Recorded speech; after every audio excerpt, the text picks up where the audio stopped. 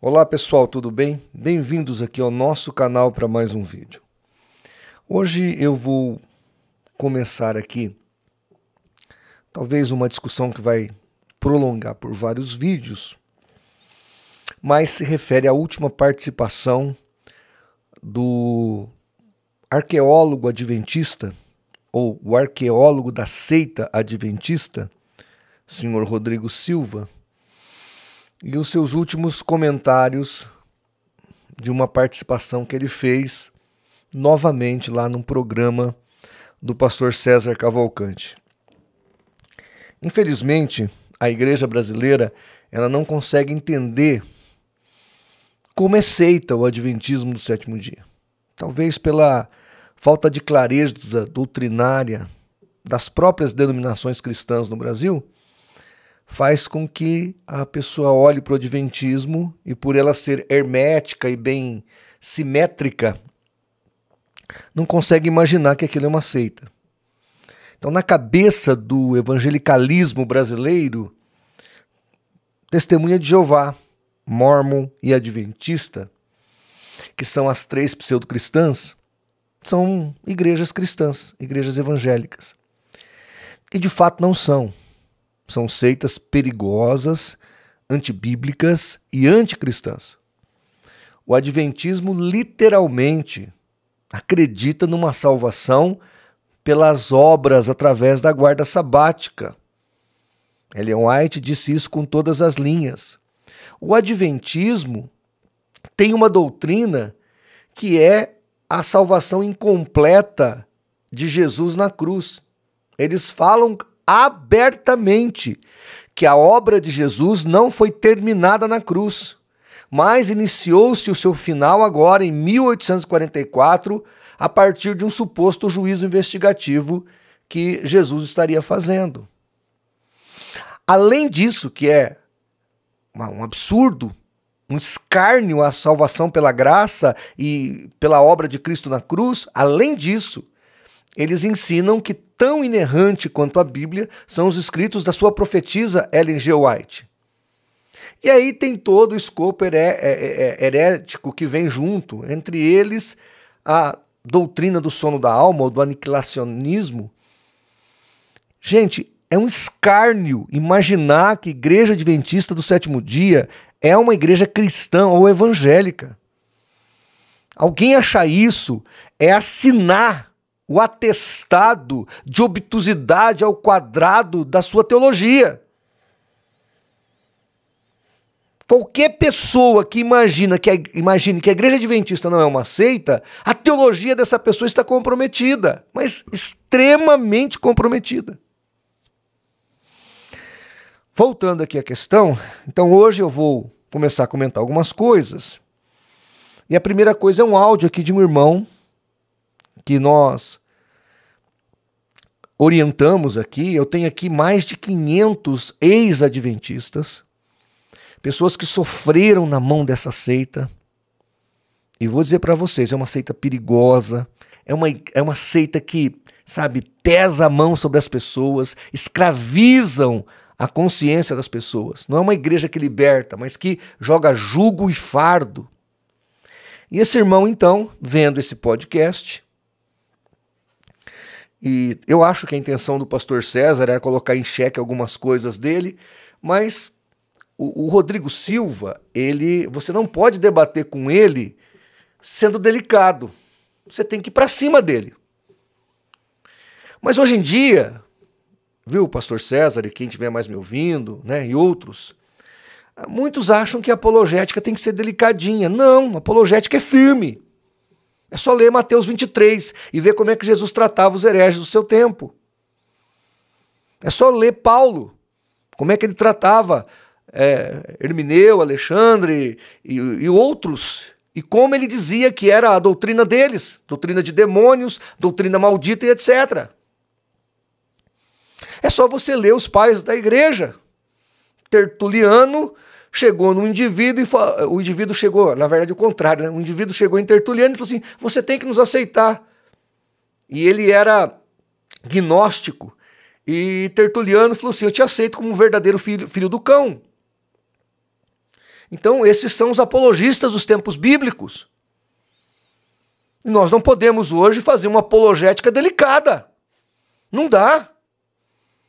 Nós temos que ser firmes, sem ser mal educado, sem ser grosseiros, mas firmes, convictos e bater no ponto em cima da heresia do indivíduo.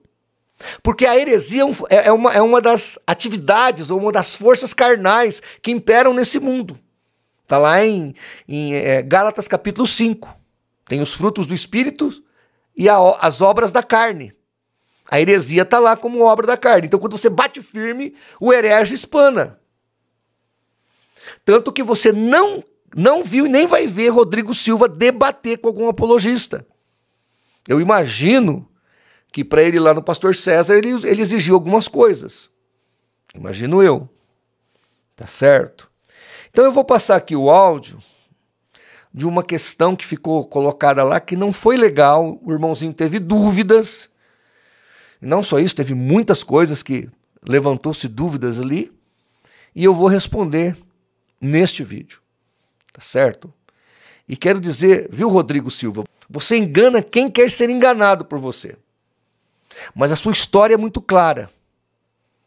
É muito clara. A tua missão é aveludar ou fantasiar um adventismo que seja palatável para as pessoas, mas quando a pessoa cai lá dentro, ela descobre que é um adventismo falso, engodeiro.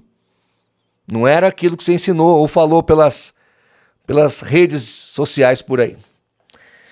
Eu quero o teu bem, você que está me assistindo, viu? Cuidado com esses dragões que falam como cordeiro, porque o dragão, ele fala como cordeiro. Ele fala aveludado, ele fala macio, mas é dragão. É diabo. Fique atento, meu querido. Bom, já eu volto então para passar o áudio do irmão e dar a resposta. Mas antes, rapidamente, deixa eu dar aqui os nossos recados. Todo dia 30, às 22 horas, aqui no canal, nós fazemos sorteios apologéticos. Como é que você participa? Vai lá na plataforma do Apoia-se, se inscreva, seja nosso colaborador e nos ajude a fazer pela verdade o que as seitas fazem pela mentira.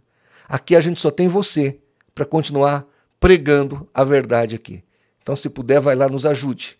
E aí, todo dia 30, às 22 horas aqui no canal, você participa do nosso sorteio. E se não baixou o aplicativo do CACP, baixe. E, se possível, se inscreva no canal e compartilhe o nosso vídeo.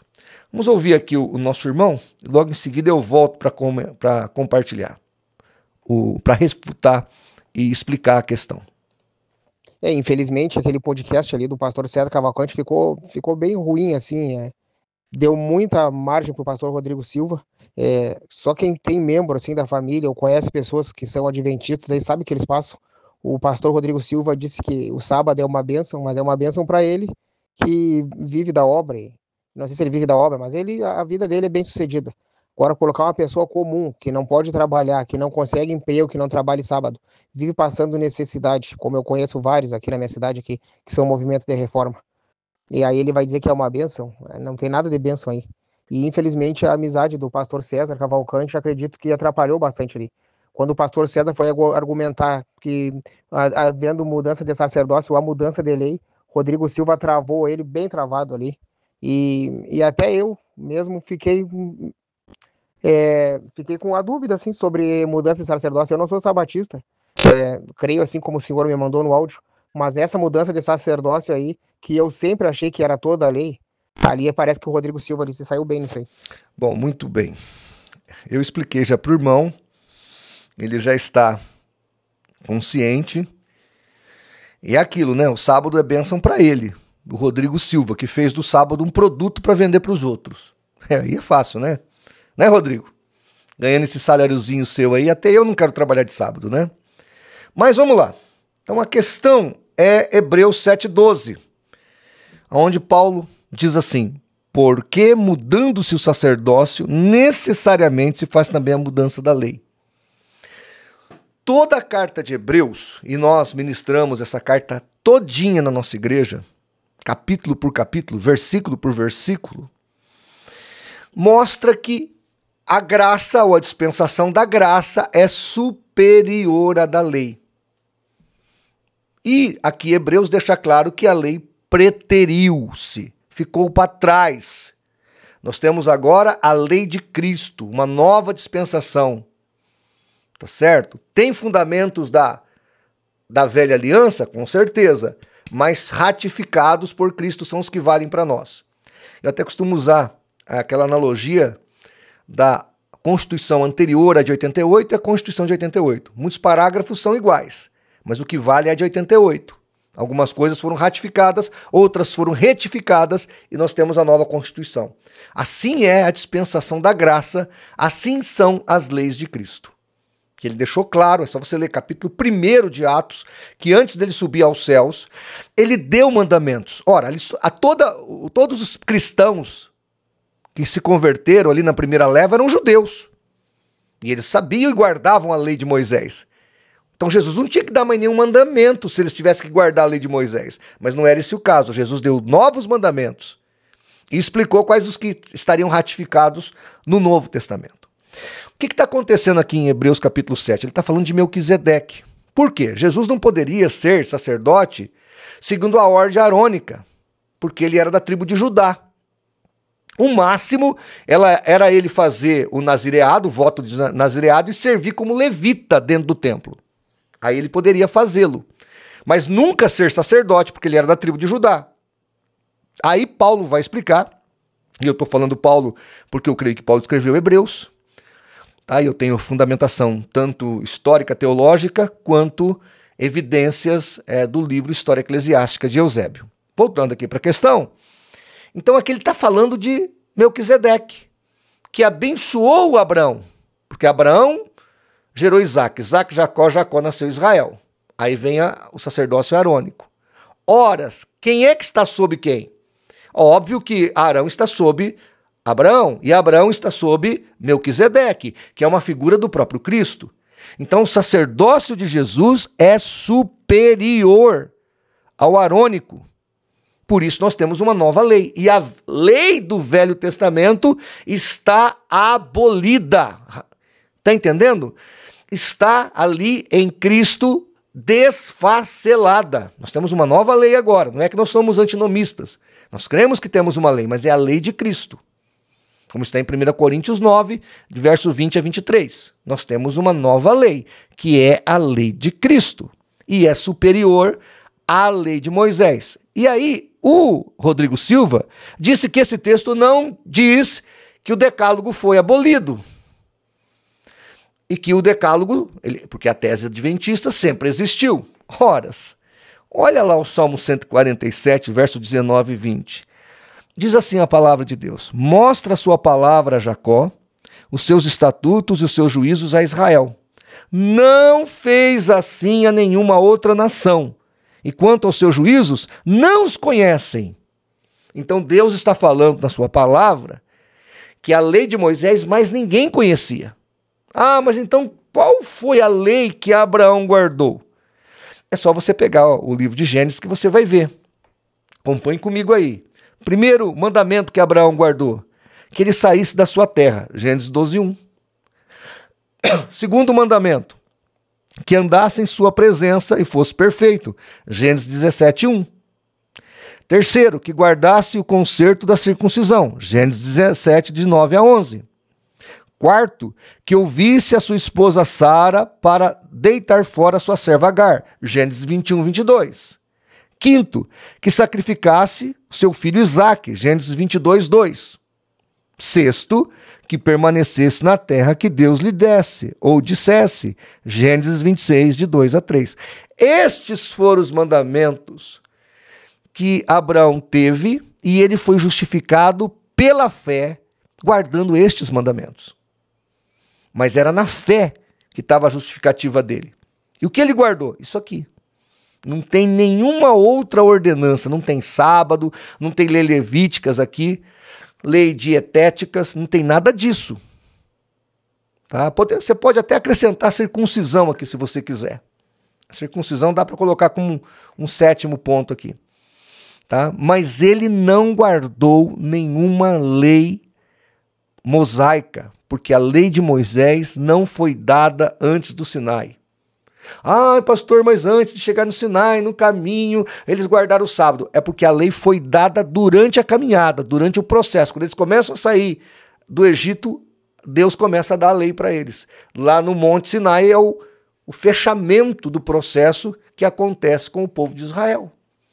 Então, esse argumento que o Rodrigo Silva tentou jogar por cima lá do pastor César, eu acho que o pastor César sabia, obviamente, disso, mas ele não quis apertar, porque era o convidado, etc. e tal, né?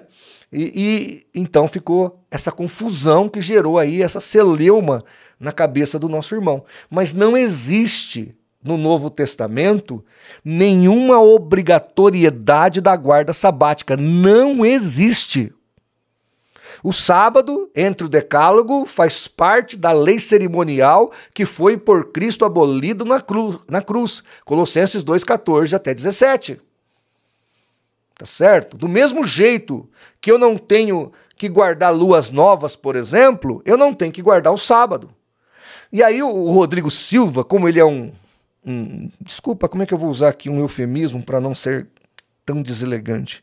Como ele não é muito honesto teologicamente, ele diz assim, não, este pregador guarda o sábado do mesmo jeito que o cristão guarda não cometer idolatria.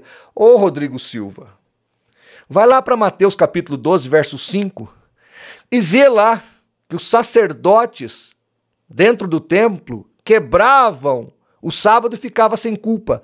Vê se com qualquer outro mandamento dos 10 pode se quebrar dentro do templo e ficar sem culpa. Por que eles quebravam o sábado dentro do templo e ficavam sem culpa?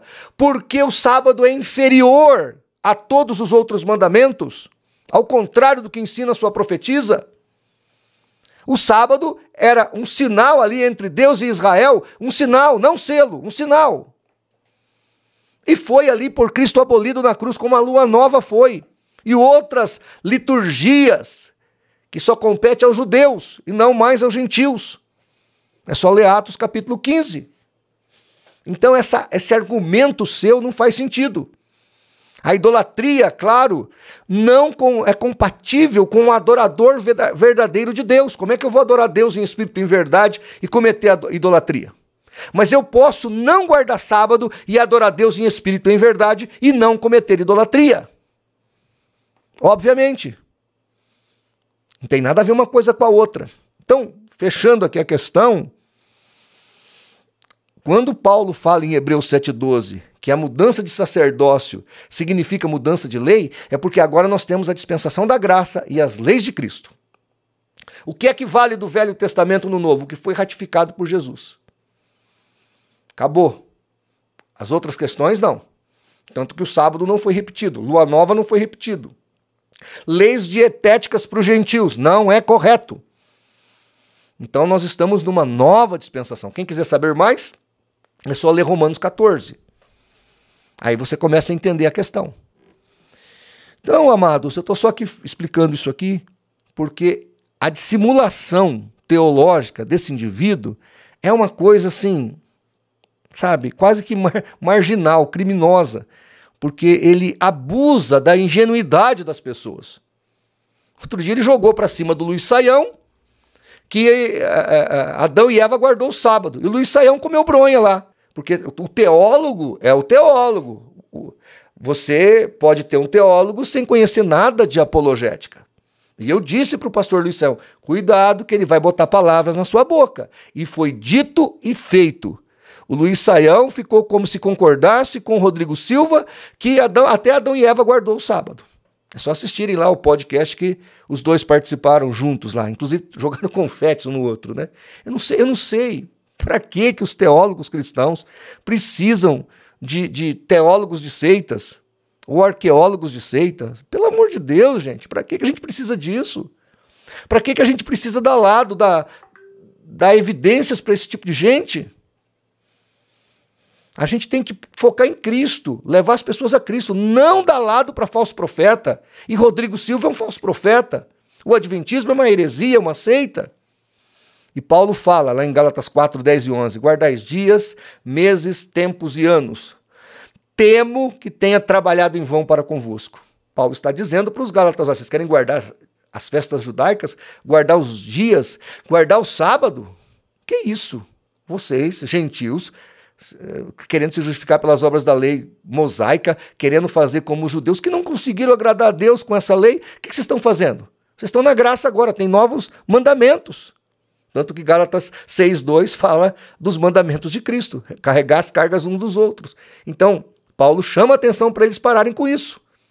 Agora, se eles quiserem continuar, disse Paulo, nessa obsessão pela lei de Moisés, da graça decaístes, Gálatas 5:4. Então eu preciso dar esse alerta aqui com bastante veemência para que você não seja engodado. Amém? Farei outros vídeos sobre aquilo lá. Eu espero esclarecer as dúvidas que foram feitas e que Deus tenha misericórdia da nossa alma. Se Deus assim permitir, até o próximo vídeo. Um abraço.